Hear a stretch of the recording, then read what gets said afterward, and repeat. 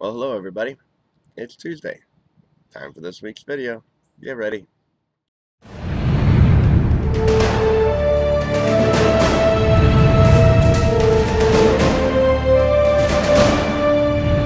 Okay, so today I was thinking about something we were taught in Bible college about the reason why Jesus called Paul.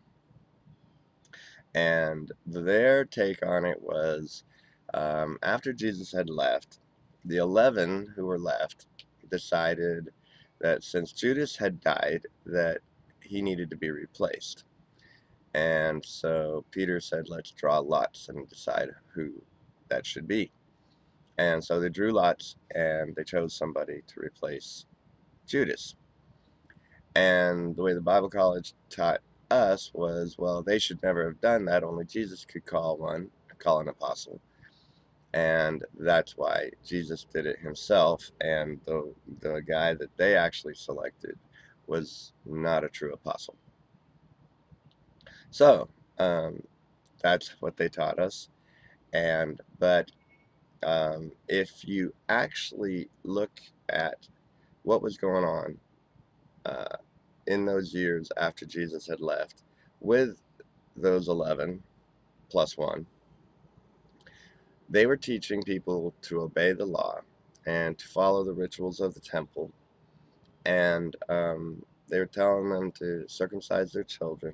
Everything was under the law, and they were teaching a future judgment to come. And this had been going on, and they primarily went to the Jews, and even God in a vision tried showing Peter that the Gentiles were clean, and Peter totally misinterpreted that. He thought what God was telling him was even the Gentiles could be saved, but what the vision was saying was, don't call unclean what I have called clean. And um, if Jesus called the Gentiles clean, that would have to mean everybody's clean, Jew and Gentile. So, and clean would be righteous, um, without blemish, holy. So they didn't get it, and so I guess Jesus decided better call Saul. And Saul, when he was Saul, he was persecuting the Christians and the believers, and he was on his road to Damascus, and I think you all know the story. And then Jesus appeared to him and blinded him, and then he got his sight back.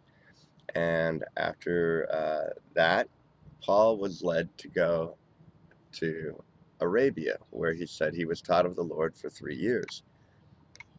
Jesus didn't lead him back to Jerusalem, or even to Israel for that matter, to be taught by the 11 or by the disciples. Jesus decided to take him off somewhere else and teach him himself. So after 3 years, Paul starts going on his journeys preaching the gospel wherever he goes. And it was many years after that before he finally met Peter and James and the others, and John. And he wound up rebuking them. They argued. Uh, they did not like the gospel he was preaching, and he told them that they had it wrong. He rebuked them to their face. They decided, okay, we won't teach the law except for these 4 laws, which was still law. And so they were preaching an entirely different gospel that wasn't what Paul called no gospel at all. And Paul was preaching a gospel of peace and grace. And peace and grace was the opposite of the law that they were teaching. Peace and grace was absence of law, and including any law, any single law, even one law, such as circumcision. And so it became a huge issue because even James, Paul was complaining about how even James was sending men behind him after he had preached the gospel of grace and peace and freedom from the law to some people.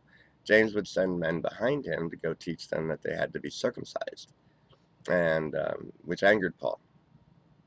So the reason Jesus called Paul was not because he needed to replace Judas. The reason Jesus called Paul is because he needed the gospel of peace and grace to be preached, not what the disciples were preaching. And thank God it was preached. I know it's revolutionary, but have a revolutionary